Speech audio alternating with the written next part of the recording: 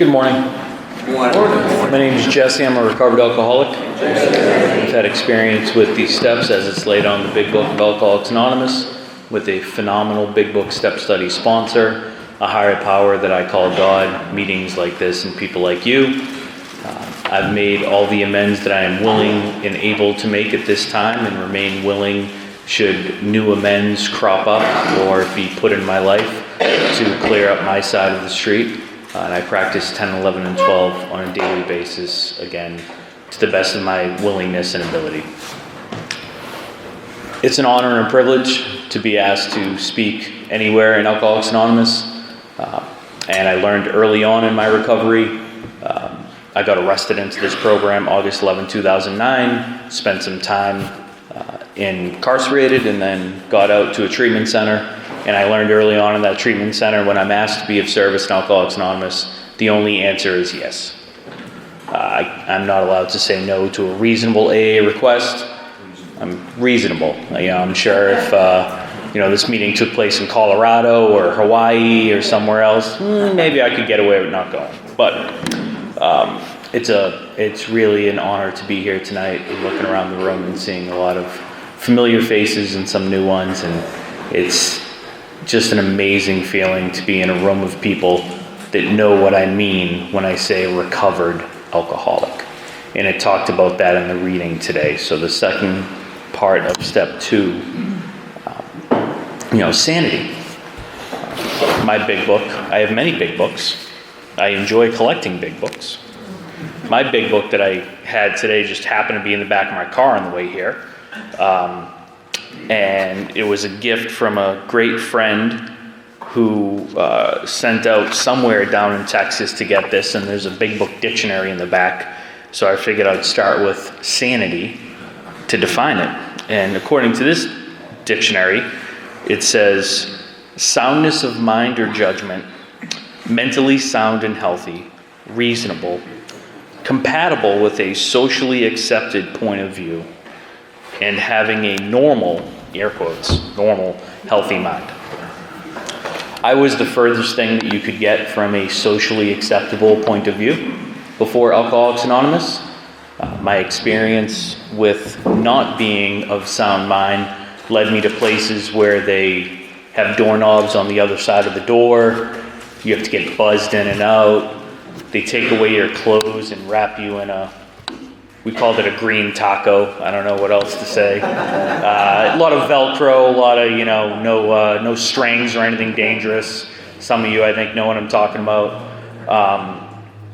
These days, being of soundness of mind and body, being recovered from a hopeless state of mind and body, I have hope.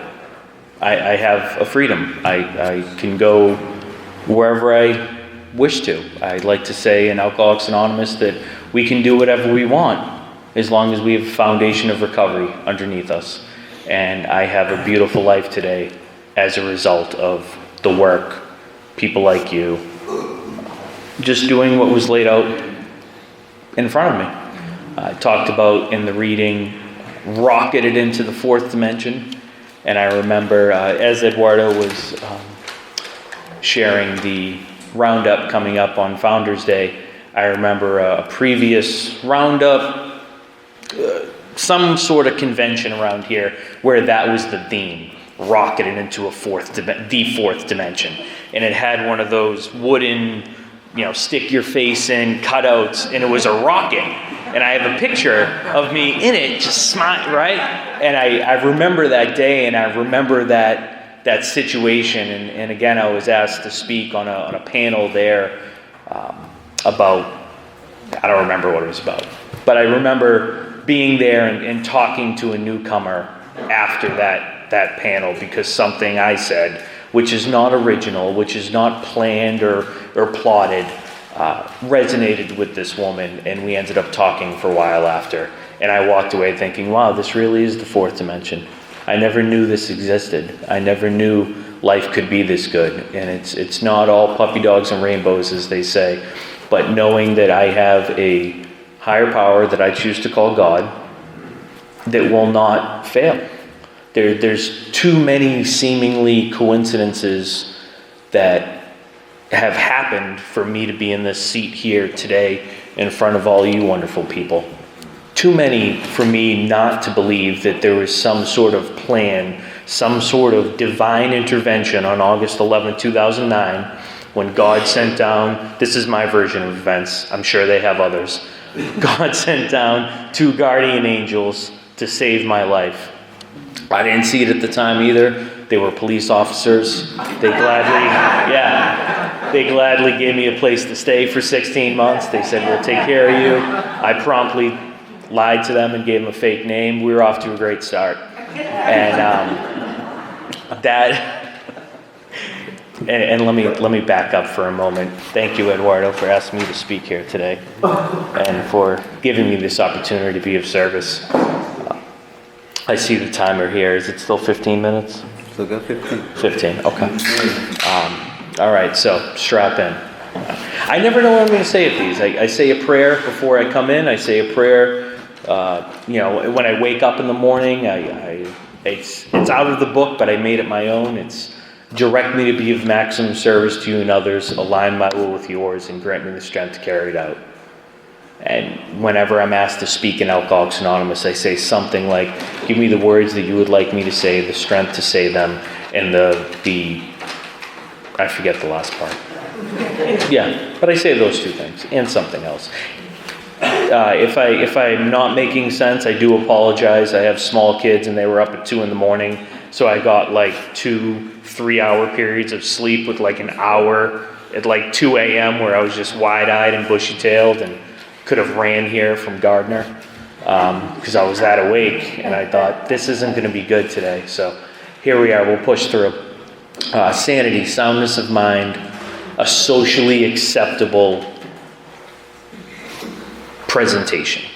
There's countless situations in my life pre-sobriety where the people who loved me were genuinely scared and concerned for my safety and well-being because of the direct result of alcohol and the actions that I was taking. I put myself in harm's way. I put myself in situations where I risked life and limb, and I put other people in situations that were dangerous to them. And I didn't care. I didn't care.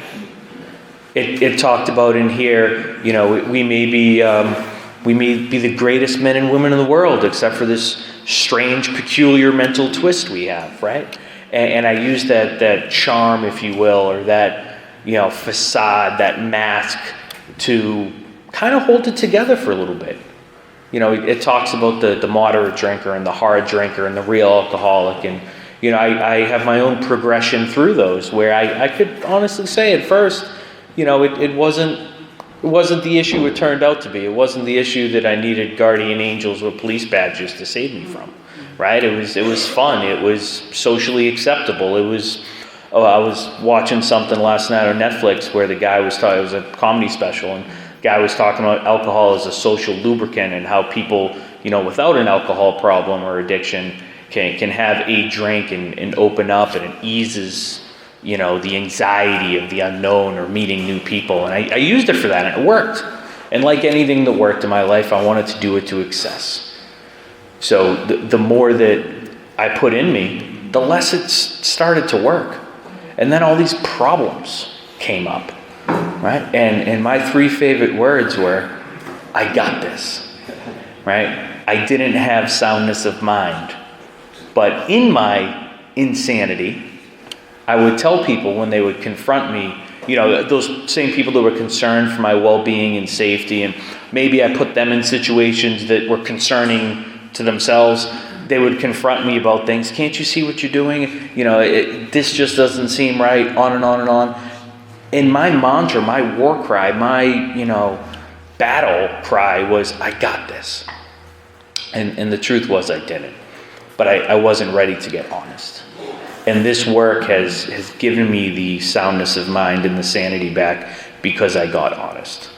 Because in the 4th step, and I don't want to jump ahead, but I just need to say the patterns that were identified in there led me to the soundness of mind I enjoy today.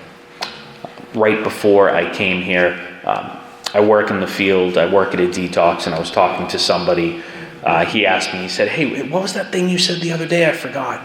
And It was a AA nugget that I heard from one of you in the halls, and it goes like this. In an alcoholic's brain, there's two factories. One creates lies and one buys it. Yeah. I cleaned it up a little bit. I heard it at a men's meeting, but there was other word choices. We'll just go with what I said. And I took that. I remember that guy that night that said that over a decade ago, and I took that and I made it my own little spin, and I said, recovery is the quality control in between those two factories, deciding what to buy and what to throw away. Because we don't get in trouble for our thoughts. Thank God. We get in trouble for our actions, right? I can think all the insane thoughts that I want. It's not recommended. It doesn't make me feel well. There's an emotional hangover attached to it a lot of times. But I can think all the insane thoughts I want as long as I don't act out on them. As long as I run them by a sponsor or a 10-step buddy or a friend in the program or a professional support, or very simply write down some columns. It wasn't but 3 weeks ago where my insanity in my factory was saying my world's going to collapse, right? It didn't. It wasn't. But in that moment, there were situations that led to, I can't believe this. I didn't do something that I was supposed to do, and now I'm dealt with all these consequences, and I went right to catastrophizing worst case scenario, right? I know no one else does that in this room, but that's what I did instantly, right? Knee jerk. And thank God for this program, because I knew what to do, right? I festered for a couple hours. I, probably could have done it much sooner. But once I got home, I found my notebook, and I wrote out some columns, and I took a picture, and I sent it to my sponsor. And I do that not only to be accountable, but also in the moment, that for me is asking for help, right? That for me, the willingness to say, hey, can you just, can I run this by you? Can you just read this, and do you mind, sharing? Oh, in that moment, in that picture, that's saying, I need help. Whereas pre-AA, I got this. I got this, right? I'll just muscle through and figure it out, and all my isms will get all over everyone else, and I'll make a bigger problem, right? And it was amazing. After I wrote it out, not 2 hours later, I had sort of this out-of-body experience in a way where I got to see the whole situation from a 30,000-foot view, and it all got solved. And it was fine. That's one of the gifts of the soundness of mind and sanity that AA has given me. I only have a few minutes left, so I want to share this. Every time I read this chapter, I think of that certain American businessman. And I'm sure most of you in this room know that that's Roland Hazard. And like I said at the beginning, there's so many coincidences, air quotes, that led me to be here with all you wonderful people this morning. That's the proof positive to me of a higher power that I call God. The fact that we're here, the fact that AA exists, the fact that there's this book also proves to me God exists. And I'll try to give you the Reader's Digest version of what I'm talking about. But I heard years ago in a speaker tape that Roland Hazard, Carl Jung, Sigmund Freud, William James, that all these people that we hear about in the book, and it mentioned the varieties of religious experience. All these people are connected. And actually, sitting here in Worcester, Massachusetts, there's a connection to Worcester. So as the story goes, and I see some of you shaking your head, you know what I'm about to say. Right down the street here at Clark University, back in 1919, Sigmund Freud, Carl Jung, and William James were among a bunch of men at this conference. There's still a statue of Sigmund Freud to this day at Carl University on the campus, on the grounds. And as the story goes, in that conference at that moment, that's when William James gave Carl Jung the phenomenon idea of this spiritual experience. It was kind of like a throwaway idea. It was kind of like I imagine just, in passing, talking, because they were all there for Sigmund Freud to get this award. I think it was an honorary degree, and then, give him a statue. So from 1919 to, I used to know the year, but I think it was like 10 years later, Carl Jung held on to that phenomenon of craving, right? He held on to, I'm sorry, not phenomenon of craving. That's my brain just going down, that's normally phenomenon of craving, but the phenomenon of a spiritual experience, right? He just put that in the back of his mind. Then along comes Roland Hazard. Carl Jung at the time is one of the top 3 in the world at what he does. Roland Hazard has plenty of money and plenty of influence, so he goes and lives with them and, does all the psychology inner workings that he can. And he leaves, relapse, comes back, and he pulls that out and says, I heard of these phenomenon of spiritual experiences. I think you need one of those. And that's when he went to the Oxford Group and Ebby and Bill, and here we are today, right? Here's the kicker. William James died 8 months after that chance encounter at Clark University. I get emotional, and it gives me goosebumps when I think, what if he died 8 months before? What if he was never there, right?